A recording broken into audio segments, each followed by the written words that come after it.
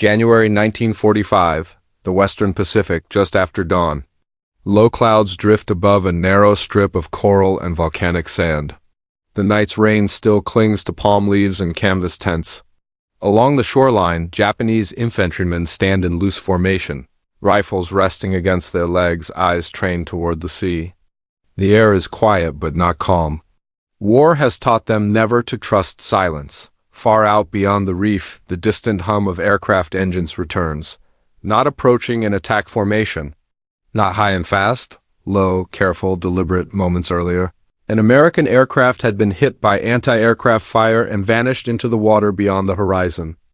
No explosion, no final plume of smoke, just absence. To the Japanese soldiers watching, the outcome seems settled. A pilot who falls into enemy waters is finished. That is how this war has worked.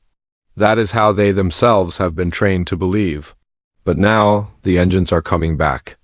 A second aircraft appears, circling the area where the first went down, then another, flying slower than combat doctrine allows, exposed, vulnerable, searching. From the beach, the realization begins to spread quietly at first. These planes are not hunting targets. They are looking for someone already lost. And in that moment, as the truth takes shape, hardened men who have marched through years of unrelenting war feel something fracture inside them. Not fear, not anger does something far more unsettling. The answer lies in how this war was fought long before that morning, and why. This sight would echo far beyond the shoreline. By the winter of 1945, the Pacific War had become a conflict defined by exhaustion, distance, and attrition. It stretched across thousands of miles of open ocean and fractured islands, where survival depended as much on logistics as on courage. For the men fighting it, the war no longer felt like a sequence of battles. It felt endless. Japan had entered the conflict with a military culture shaped by decades of imperial expansion and an inherited warrior code. Service to the emperor was absolute. Death in battle was not only accepted, it was expected. Surrender was regarded as a failure so complete that it erased honor, family, and memory. This belief was not symbolic, it was institutional. Japanese soldiers were trained to fight until death, and in many cases they did. On the other side of the Pacific, the United States approached the war with a different framework.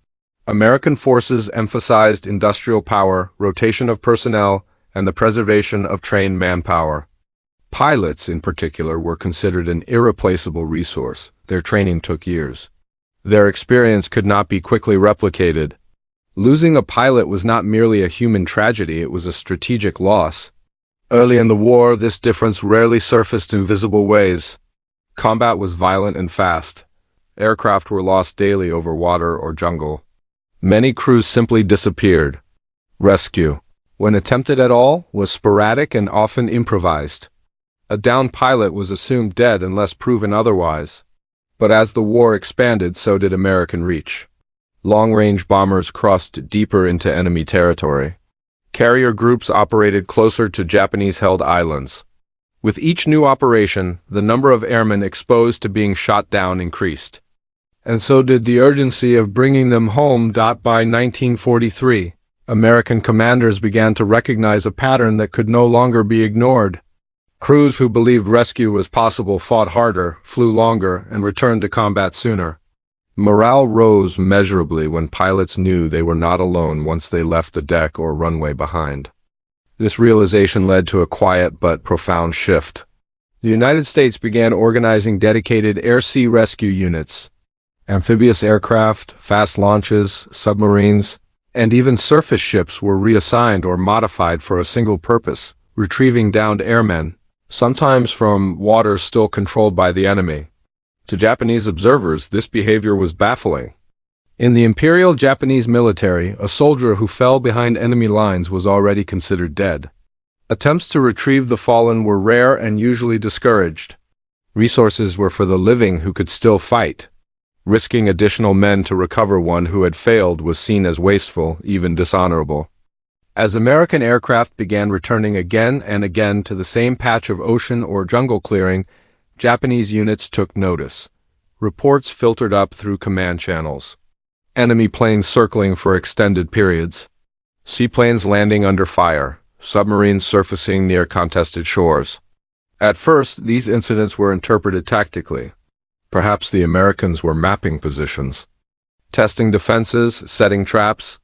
But the pattern continued, and the explanation no longer fit. Something else was happening. And as Japanese soldiers watched these scenes unfold, the meaning of what they were seeing would collide directly with everything they had been taught about war, duty, and the value of a single life. That collision would only deepen as the war drew closer to Japan itself.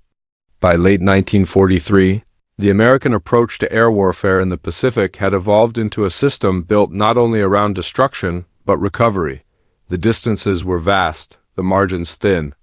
A single bomber mission could span thousands of miles of ocean, where a mechanical failure or a single shell could send an aircraft down far from any friendly base. Without rescue, survival was measured in hours. To address this, the United States formally expanded its Air-Sea Rescue Service, integrating U.S. Army Air Forces, Navy, and Coast Guard assets into a coordinated network. The system was methodical, patrol zones were assigned. Radio beacons were standardized. Crews were trained to ditch aircraft in survivable patterns. Even inflatable life rafts were redesigned based on combat feedback. These were not symbolic gestures. They were operational doctrine. Rescue aircraft, often slow, lightly armed, amphibious planes like the PBY Catalina were dispatched into areas still contested by Japanese fighters and anti-aircraft fire. Submarines, traditionally offensive weapons, were increasingly stationed near enemy coastlines to act as lifeboats for fallen aviators. Destroyers altered course mid-mission to retrieve men floating in oil-slicked waters. From a purely tactical perspective, these actions made little sense to Japanese planners. Each rescue mission risked additional losses. Aircraft could be shot down, ships could be damaged or sunk. Yet the Americans persisted. Japanese intelligence officers began documenting these encounters with increasing detail. Field reports described enemy aircraft circling crash sites for extended periods instead of withdrawing. Others noted repeated passes at dangerously low altitude, despite clear firing opportunities. Some reports even mentioned American crews signaling toward the water rather than engaging ground targets. The interpretation began to shift. These were not reconnaissance maneuvers, they were retrieval operations. For Japanese soldiers raised on the belief that death was preferable to capture, the idea was deeply unsettling. An American pilot who survived being shot down was not expected to accept his fate. He waited, he signaled. And most astonishing of all, others came back for him. This behavior challenged fundamental assumptions. In the Japanese military worldview, a man's value was fulfilled through sacrifice. Once his role ended, so did his worth. But the Americans appeared to believe the opposite.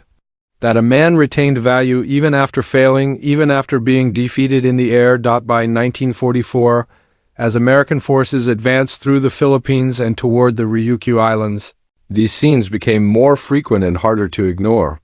Japanese units defending airfields and coastlines found themselves watching rescue operations unfold in real time. Sometimes from only a few hundred meters away. In post-war recollections, several Japanese soldiers described these moments not as acts of bravery, but as moments of confusion. The enemy was behaving irrationally, risking lives not to kill, but to save. The war, they understood, had no place for such logic. And yet, the evidence kept appearing in the sky and on the sea. What had begun as an operational adjustment was becoming something more.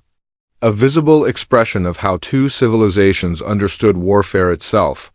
This difference would soon crystallize in specific encounters, observed by men on both sides, when American aircraft returned again and again for pilots who should have been left behind. Those encounters would not be remembered for explosions or victories. They would be remembered for the silence that followed. For most Japanese soldiers serving in the Pacific, war had never been presented as a contest of survival. It had been presented as a test of spiritual endurance. From the earliest stages of military training, recruits were immersed in interpretations of Bushido, the warrior code associated with loyalty, self-sacrifice, and unwavering obedience. Though adapted and intensified by wartime propaganda, these ideas shaped how soldiers understood their own existence on the battlefield. Instruction manuals and command lectures repeatedly emphasized that surrender was worse than death. Captivity meant disgrace not only for the individual but for his family and village. Soldiers were often told that their duty ended only with their last breath. As a result, many Japanese troops entered combat believing that retreat, rescue, or survival under enemy care represented moral failure. This conditioning affected how they interpreted the enemy. American and Allied soldiers were frequently portrayed as materially strong but spiritually weak. They were described as unwilling to endure hardship and overly concerned with individual survival. Such portrayals reinforced the belief that Japanese forces possessed a deeper moral advantage, one rooted in collective sacrifice. When Japanese troops began witnessing American rescue operations, the contradiction was immediate and deeply personal. The enemy, supposedly fragile and self-preserving, was risking aircraft, ships, and trained personnel to retrieve wounded or stranded pilots. To soldiers who had internalized the expectation of dying where they fell, this behavior did not register as compassion. It registered as incomprehensible. Some Japanese diaries recovered after the war described these moments in stark terms. Soldiers recorded watching enemy aircraft circle crash sites while Japanese units prepared to engage or simply observed from concealed positions. The entries rarely used emotional language. Instead, they reflected confusion, describing the Americans as acting against logic or against efficiency. But beneath the restrained phrasing, historians later identified something deeper. The soldiers were witnessing a form of loyalty expressed differently than their own, one that placed value on returning the fallen rather than sanctifying their loss. For American aviators, the Pacific War imposed a different psychological landscape. Training emphasized mission completion, discipline, and survival in equal measure. Pilots were taught that returning alive allowed them to continue fighting.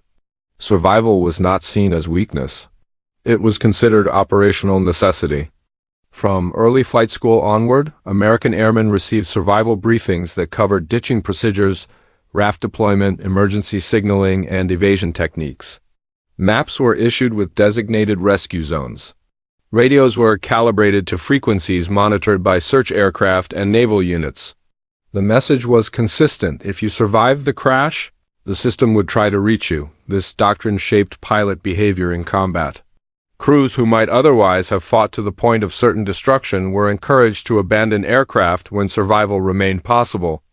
Parachuting or ditching at sea was not shameful. It was part of the war's calculated risks. Testimonies from U.S. airmen frequently described the emotional impact of hearing rescue aircraft engines while drifting in open water. The sound became synonymous with survival itself. Some pilots reported that simply knowing rescue units existed reduced panic during emergency landings. The belief that someone was searching for them strengthened morale across entire squadrons. American commanders recognized this effect and reinforced it deliberately. Rescue operations were publicized within units. Success stories circulated through briefing rooms and newsletters. Each recovered pilot became proof that the system worked. To Japanese observers, these actions could appear reckless or sentimental. To American planners, they were strategic investments. A rescued pilot could return to combat, train new recruits, or provide intelligence from downed missions. Each saved life-preserved knowledge, experience, and continuity. But beyond strategy, rescue doctrine created a shared identity among American airmen. The understanding that no one would be abandoned became part of their collective culture. It shaped how they viewed risk, loyalty, and duty. The collision between Japanese and American wartime philosophies was not simply military, it was cultural. Both sides believed they were acting honorably, but their definitions of honor diverged sharply. In Japanese wartime ideology, honor was fulfilled through self-sacrifice for the emperor and nation. Death in service validated a soldier's purpose. Survival after defeat risked dishonor unless it served continued resistance. This perspective was reinforced through education, media, and command structures. American military culture, by contrast, emphasized loyalty to comrades and mission effectiveness over ritual sacrifice. Honor was associated with fulfilling objectives while preserving the fighting force. Bringing wounded or stranded personnel home was viewed as a demonstration of commitment to the individual soldier as part of the larger team. When Japanese soldiers watched American rescue aircraft return for fallen pilots, they were witnessing a form of honor expressed through preservation rather than loss. The contrast did not immediately inspire admiration. Instead, it generated cognitive tension. The enemy's behavior suggested that courage could include survival, and loyalty could include retrieval rather than acceptance of death. Historians analyzing captured Japanese documents have noted how this tension surfaced in intelligence reports. Some officers acknowledged that American rescue efforts improved enemy morale and operational resilience. Others dismissed the actions as wasteful displays of sentiment. Yet the frequency of the reports indicates that the phenomenon could not be ignored. As the war intensified and American forces advanced closer to Japanese territory, these cultural contrasts became more visible.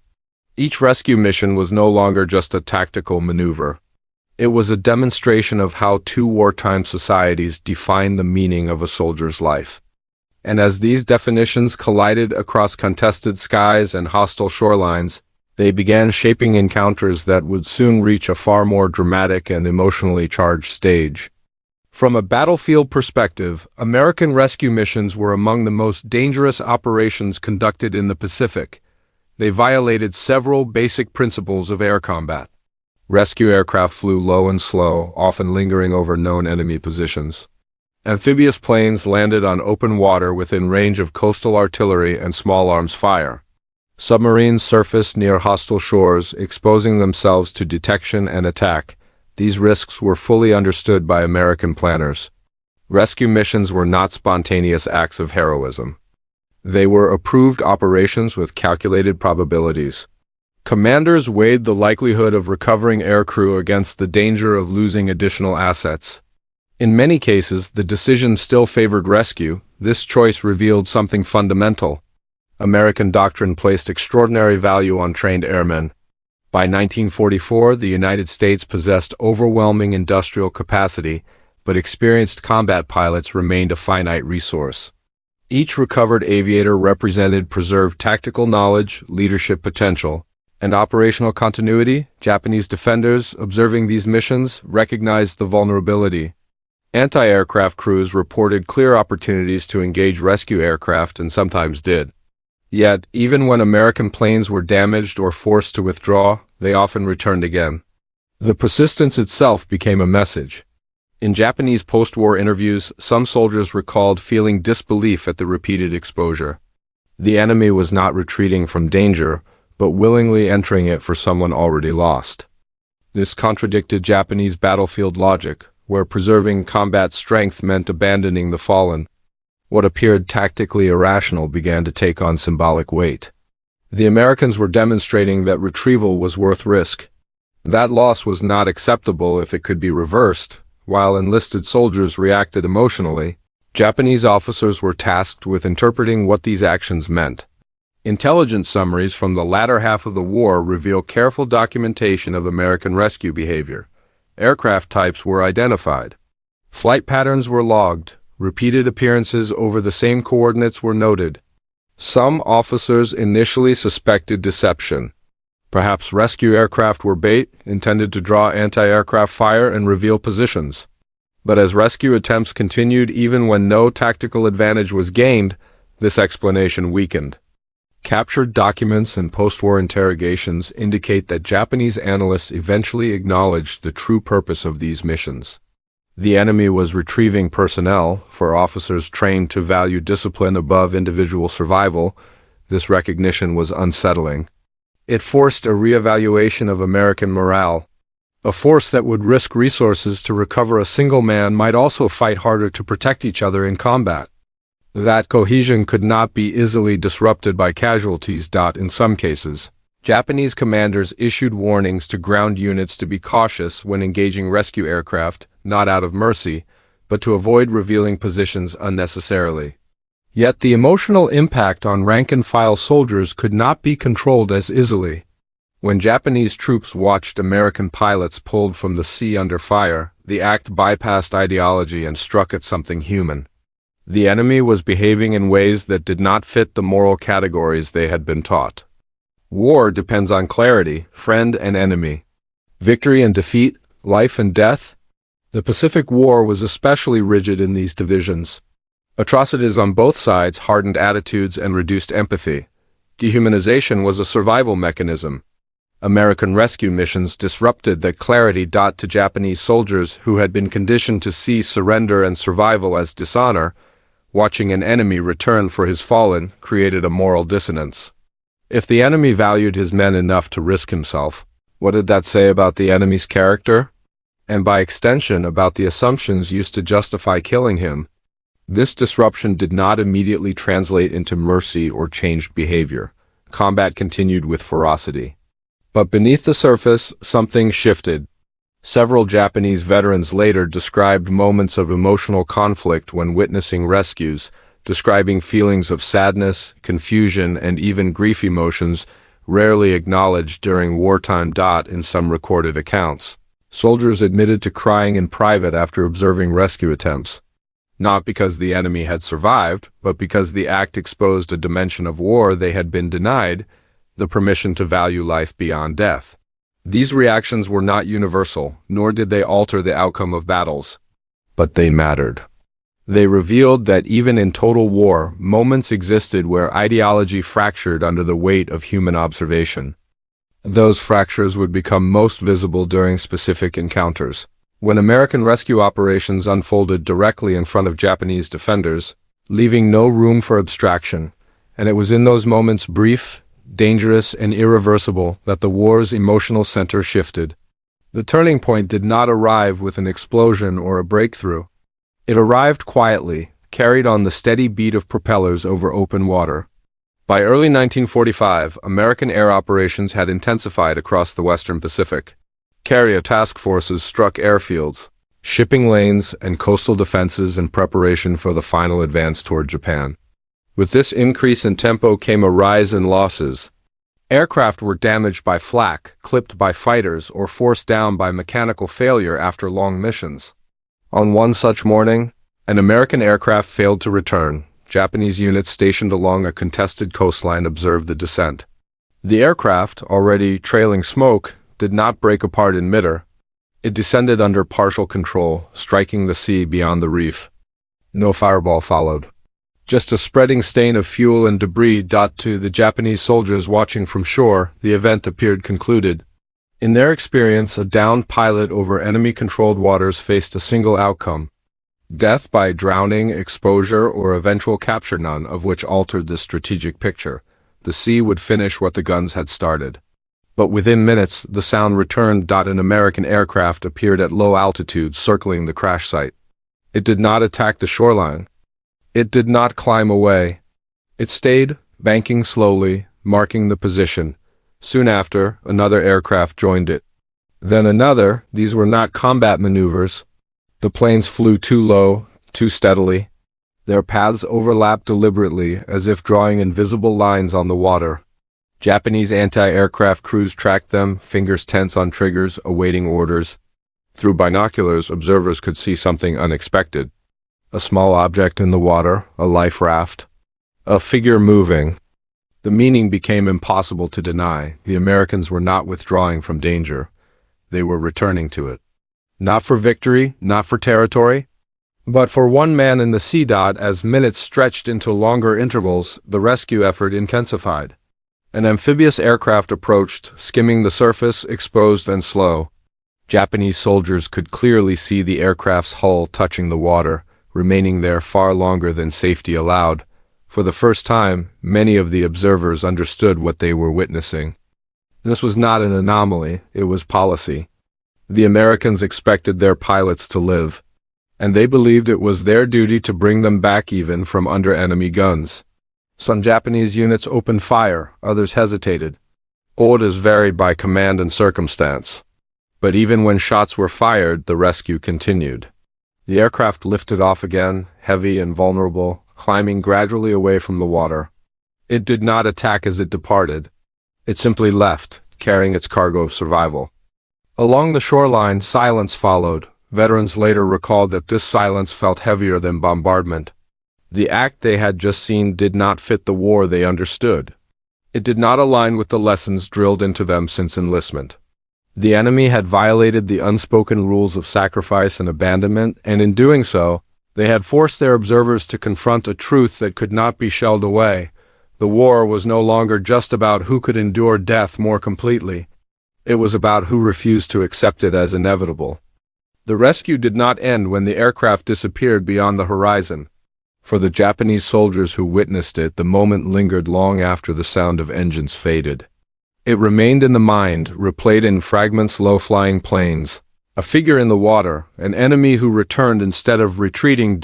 In the days that followed, similar scenes unfolded across other sectors. Downed American aircraft were followed by searching patrols.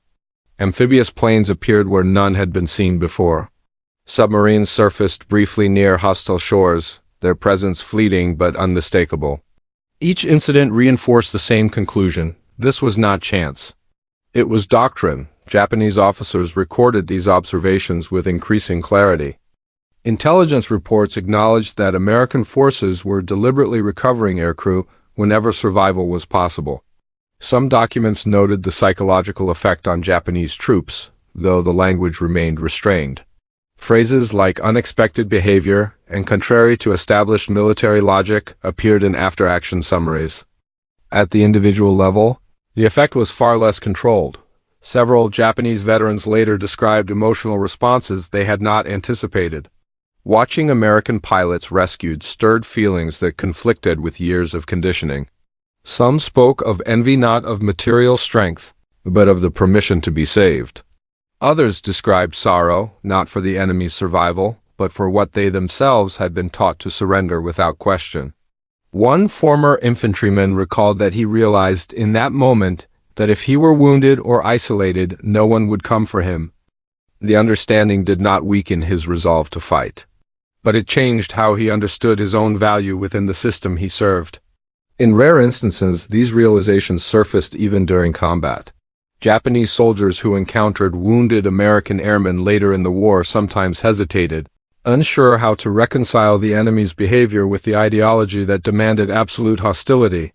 Such hesitation was dangerous and often fleeting, but it existed.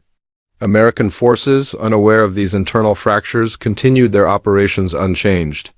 Rescue missions remained dangerous, losses continued, and the war's brutality did not diminish. Yet the moral impact of these actions extended beyond immediate outcomes. By the time fighting reached the outskirts of Japan's home islands, the contrast between the two approaches to warfare had become stark. American forces fought with the expectation of return. Japanese forces fought with the expectation of annihilation. The rescue of downed pilots did not decide battles. It did not end the war, but it altered how the war was perceived by those who observed it closely enough. For some Japanese soldiers, the sight of Americans returning for their fallen marked the moment when the enemy ceased to be an abstraction. They became men bound by loyalty to each other, not unlike themselves, but operating under a different moral gravity. That realization carried forward into the final phase of the conflict and beyond, shaping how the war would later be remembered by those who survived it. The fighting would soon end. The accounting would begin. When the fighting moved on and the front lines shifted, the rescue missions faded from immediate memory, overtaken by larger battles and the sheer scale of destruction that marked the war's final months. Yet their effects did not disappear. They settled quietly into reports, recollections, and the altered psychology of those who had witnessed them. For the United States, the recovery of downed airmen became one of the understated successes of Pacific operations.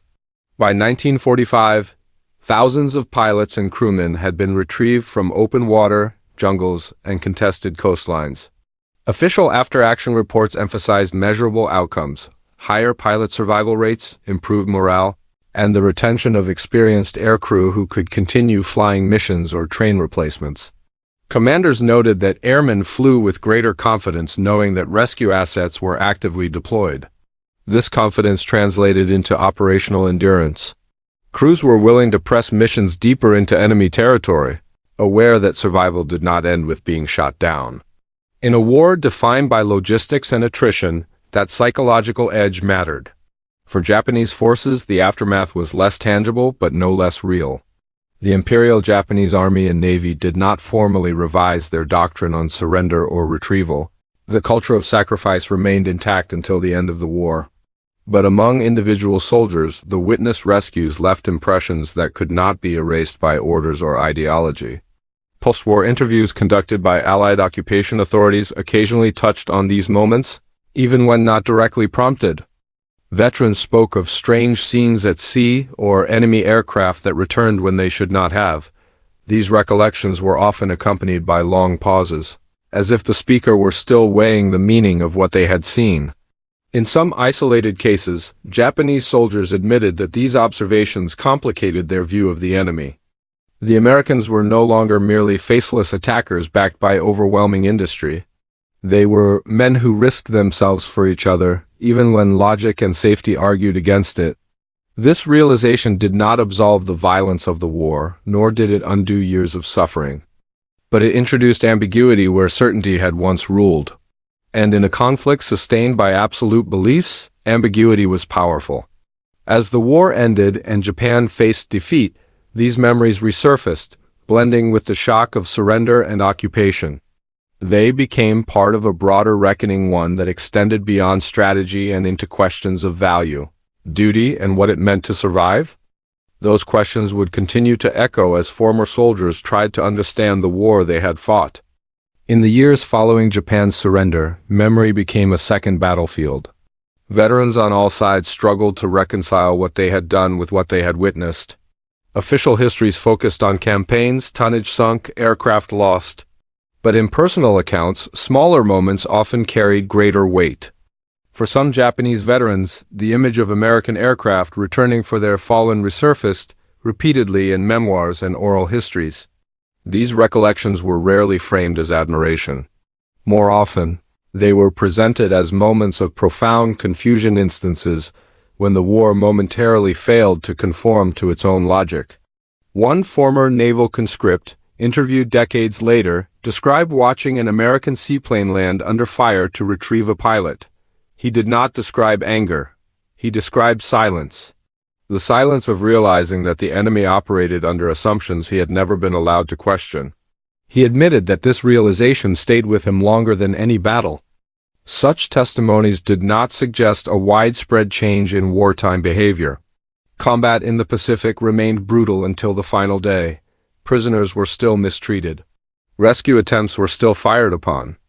Ideology did not dissolve in the face of isolated observations. But the presence of these memories mattered. They influenced how veterans spoke about the war to their children and grandchildren. They shaped post-war reflections on obedience and sacrifice. For some, they became quiet points of comparison when considering how nations treat those they send into battle. On the American side, rescue missions entered institutional memory as evidence of a system that valued its people. Air-sea rescue units were formalized after the war, their lessons carried into later conflicts. The principle that no one would be abandoned became embedded in training and doctrine, reinforced by wartime experience. Historians analyzing the Pacific War have since pointed to these rescue efforts as an example of how military culture influences battlefield behavior in ways that extend beyond immediate outcomes. The act of returning for the fallen did not win the war by itself, but it contributed to a force that believed in its own cohesion and resilience. For Japanese veterans reflecting on defeat, these acts sometimes stood in contrast to their own experiences of abandonment and loss. The comparison was painful, but it was also illuminating. As time passed and the generation that fought the war grew older, these stories became rarer, preserved in archives and fading memories. Yet their significance endured. They reminded those who listened that even in total war, where ideology demands absolute commitment, individual moments can expose the values beneath the violence. And it was those values who quietly revealed over open water and hostile shores that lingered long after the guns fell silent. War often measures itself in destruction. Cities leveled, ships sunk, men lost. Yet beneath the statistics lies a quieter battlefield, one of perception, morality, and the unspoken rules that shape human behavior. The moments when American pilots return for their downed comrades illustrate this invisible layer with startling clarity. Across the Pacific, Japanese soldiers had been trained to accept death as inevitable, to regard survival under enemy observation as dishonorable. Their enemy, by contrast, risked aircraft, crews, and equipment to save a single man. This was not merely strategy, it was a statement of values. It revealed a belief that the life of one human being mattered enough to justify extraordinary effort, even amidst the chaos of total war. The significance of these actions extended beyond the immediate tactical sphere. They challenged assumptions, disrupted rigid ideologies, and forced soldiers to confront a reality outside the framework of their training. For the Japanese observers, the sight of rescue was disorienting, even overwhelming. It created a space where empathy, respect, and moral reflection could exist amidst relentless violence. For historians, these events offer insight into how military culture shapes conduct on the battlefield. The American doctrine of rescue preserved not only lives, but cohesion, morale, and operational continuity.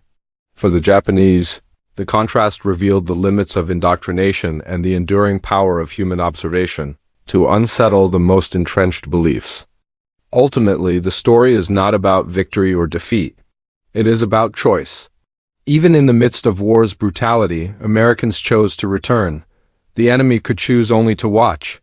That choice left its mark not in maps or reports, but in the quiet astonishment of men who had never seen mercy demonstrated in the language of war. And in that astonishment, a simple truth emerges: humanity can persist even when the world seems designed to extinguish it. The planes that returned, the pilots who were saved, and the soldiers who wept not for their own lives, but for the revelation of another's remind us that courage and compassion are not mutually exclusive. Even in war, they can coexist, leaving lessons far more enduring than any battlefield victory.